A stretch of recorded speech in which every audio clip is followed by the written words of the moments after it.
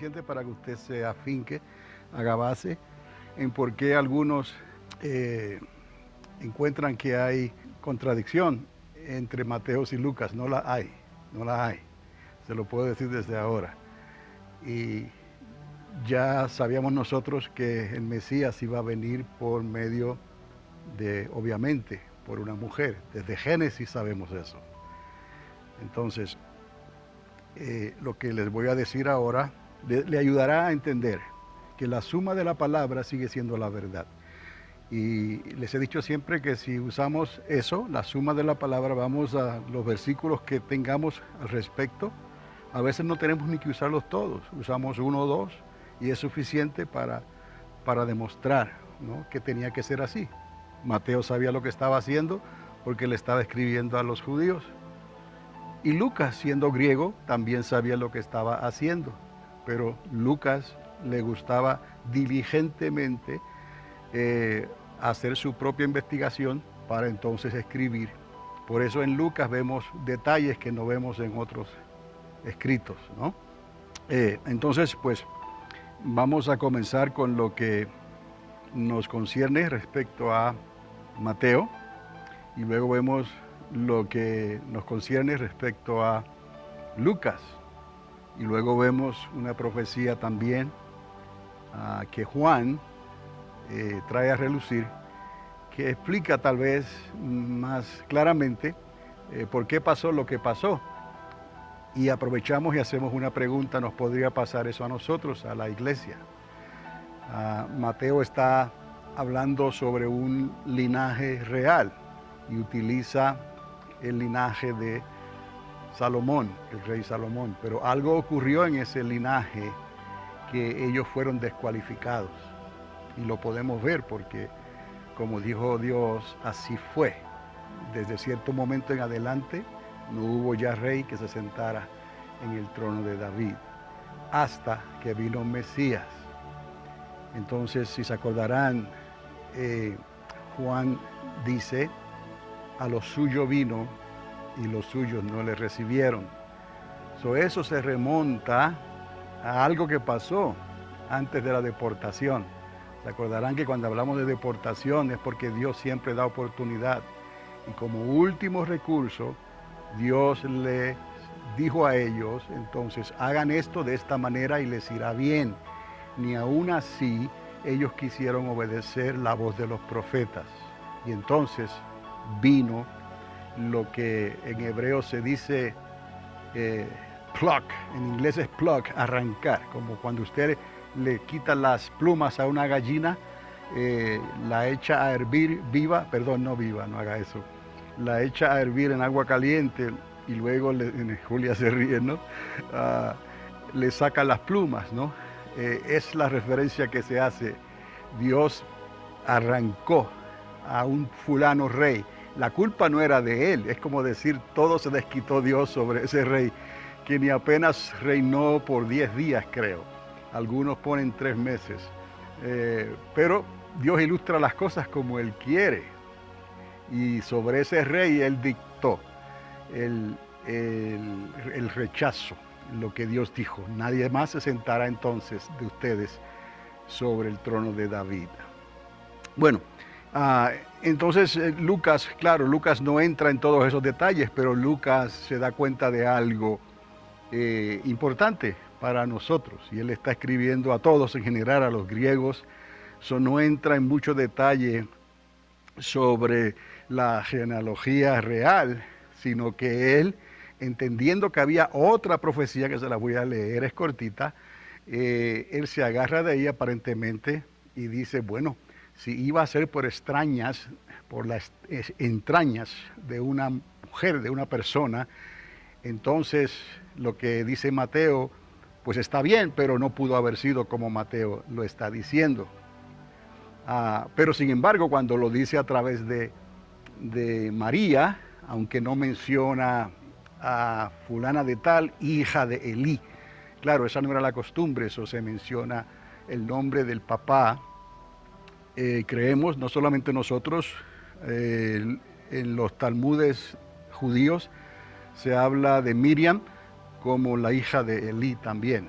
O sea que no vamos a debatir que ella no era hija de Elí. Si no era hija de Elí, entonces ¿para qué está escribiendo Lucas de esa manera? Porque es imposible que José sea hijo de Jacob por el lado de Salomón y también sea hijo de Elí por el lado de Natán. Tenemos dos hermanos ahí, ¿no? Sigue hasta atrás, hasta David, pero vemos a Salomón, el linaje real, y vemos Natán, es el linaje de donde viene Miriam, María.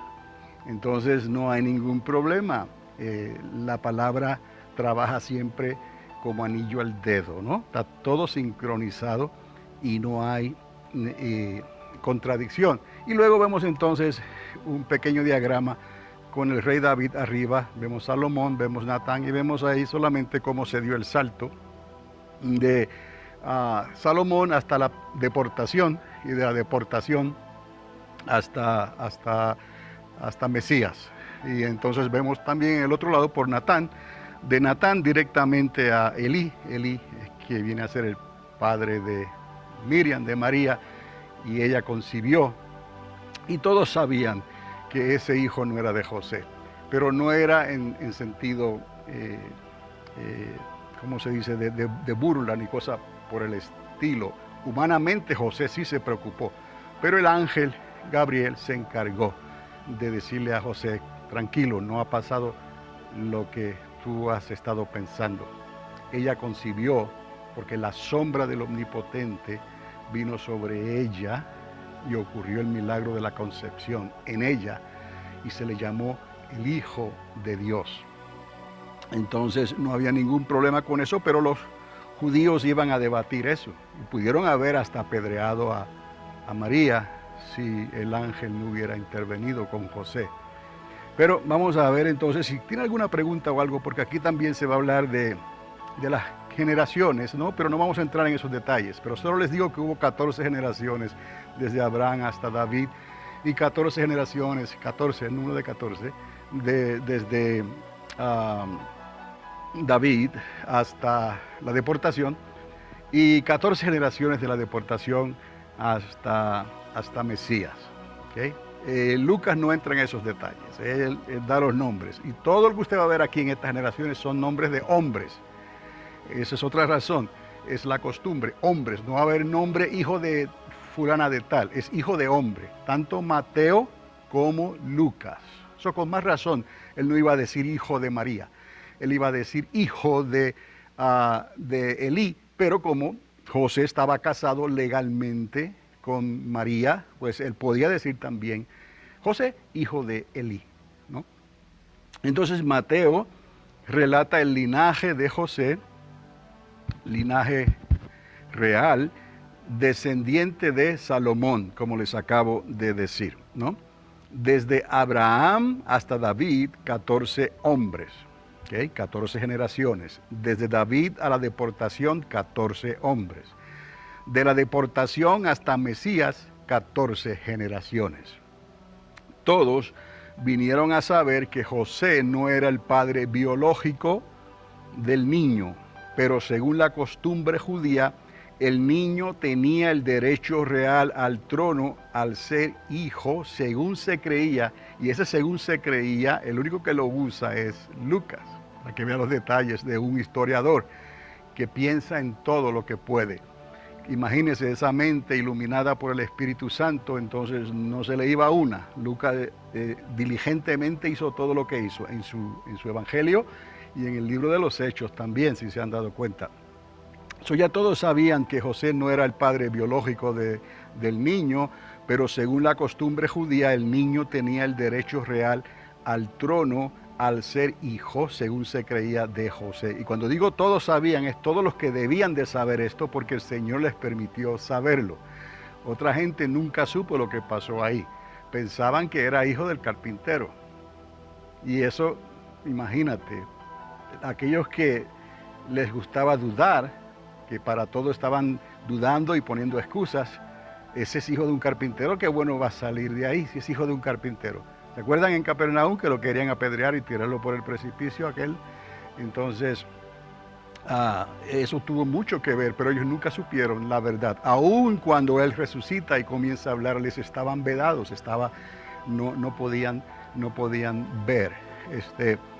Ah, También sabían que el rey Jeconías, que también se le dice Conías, ¿sí?, por su actitud irreverente, ese fue el rey que solamente duró 10 días, algunos dicen 3 meses, actitud irreverente, justo antes de la deportación, Dios le arrancó, y es la palabra, por eso dije lo de plug, ¿no? Le arrancó a él y a su descendencia el derecho al trono.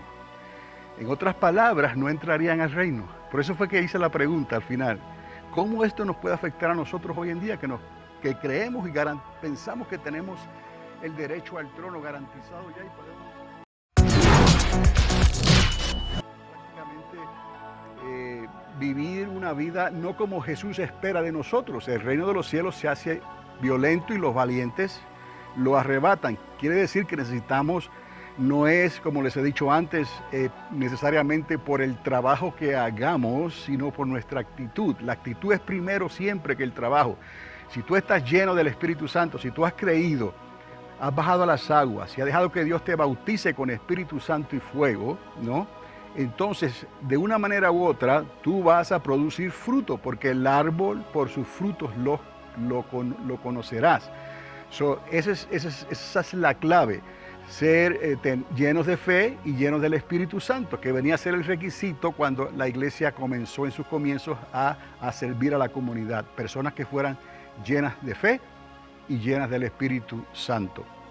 Es bueno pensar en eso, cómo eso nos puede afectar a nosotros hoy. ¿Acaso somos nosotros mejores que ellos? No creo.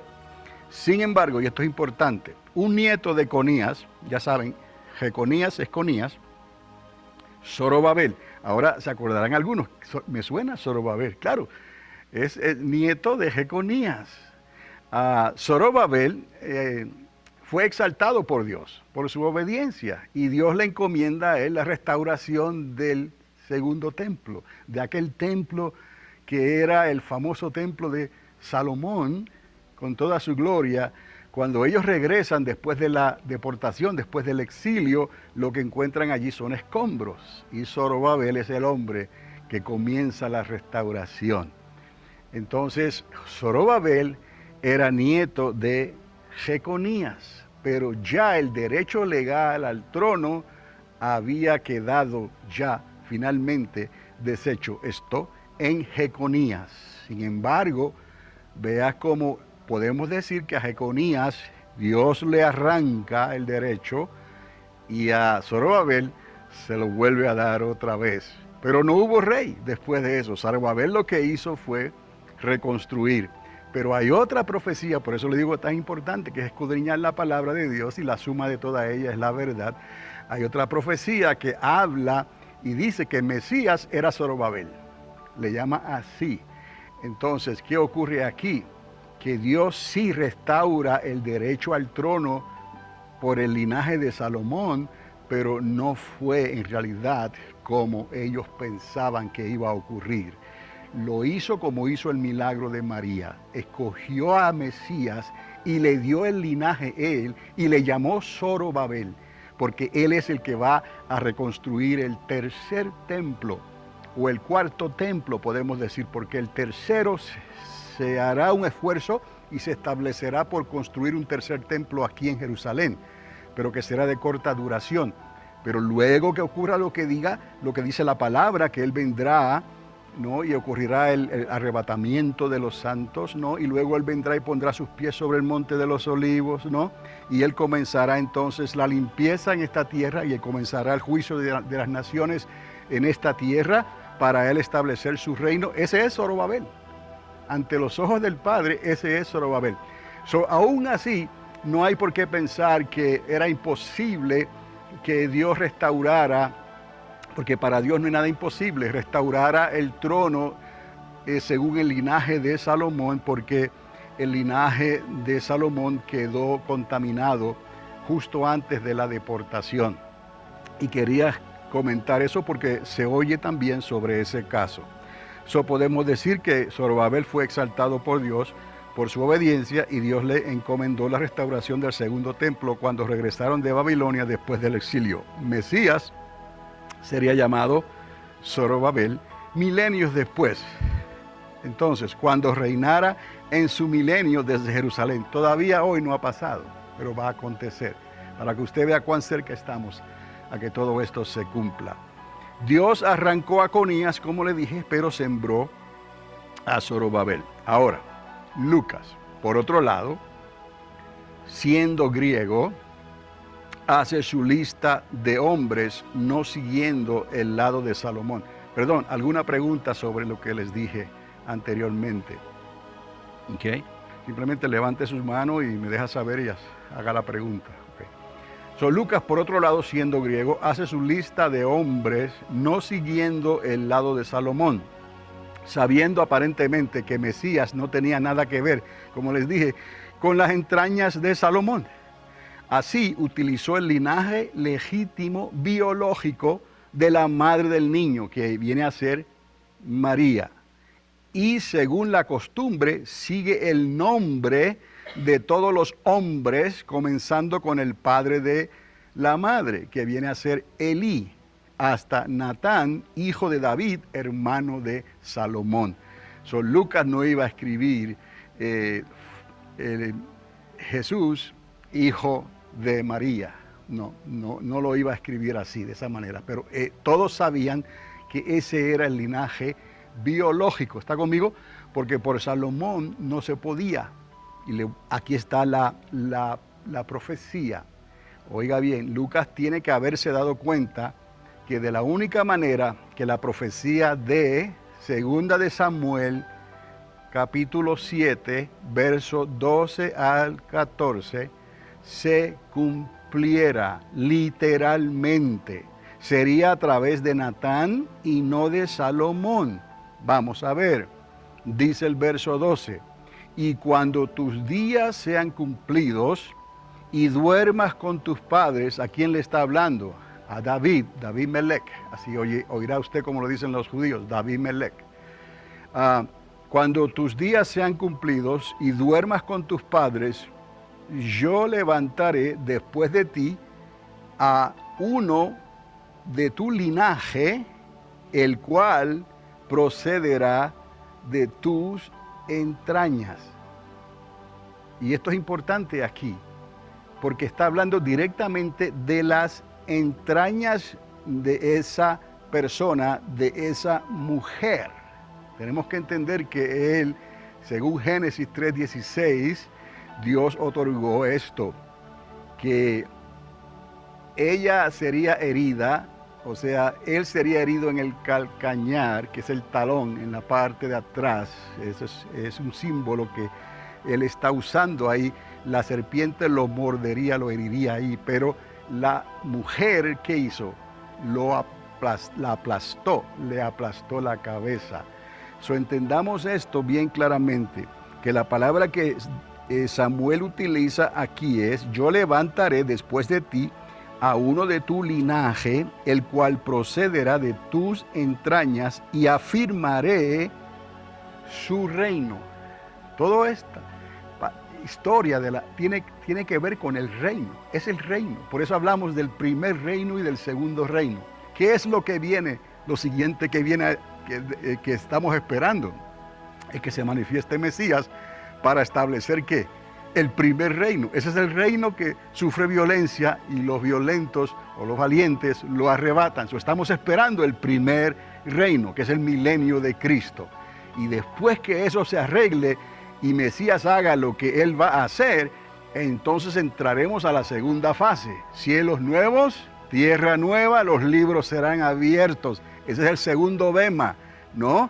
Entonces, aquellos cuyos nombres estén inscritos en el libro de la vida pasarán por ese bema, el segundo bema, ¿no? Y entrarán al segundo reino, que es la eternidad con el Padre, con el árbol de vida y el río de Dios, la ciudad dorada que desciende del cielo, que es la nueva Jerusalén. Ve cómo todo cae y no es contradictorio ni cosa que se parezca. Todo, si seguimos la palabra desde Génesis hasta Apocalipsis, como Dios la dio, inspirada por el Espíritu Santo, si usted se abre al Espíritu Santo y deja que el Espíritu Santo te ayude, en un momento se prende el foco, como se dice, y se entiende y las piezas caen en su lugar. Eso no quiere decir que no van a haber contradicciones y van a haber, Pablo decía, discusiones sobre costumbres y cosas que ya no se aplican, ¿no?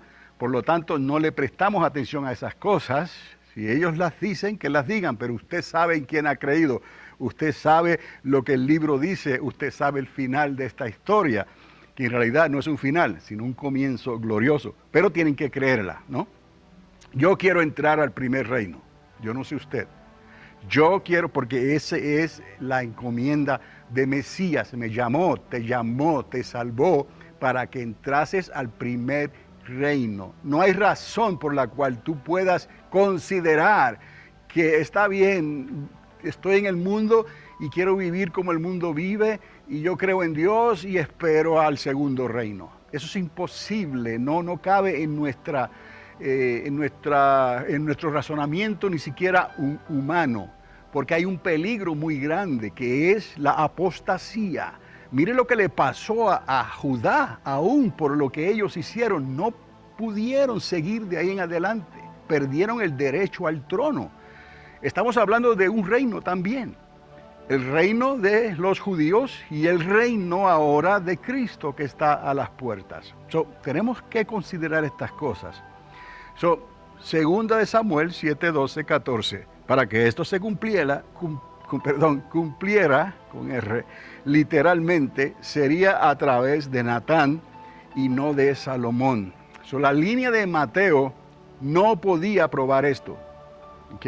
Mateo no podía probar esto por lo que pasó con Jeconías, ¿no? Aunque Zorobabel hizo lo que hiciera, trajo a un José, carpintero, pero que estaba en esa línea que había sido ya contaminada. Pero Dios no lo dijo por José, Dios lo dijo por la actitud de ellos antes de la deportación, ellos mismos.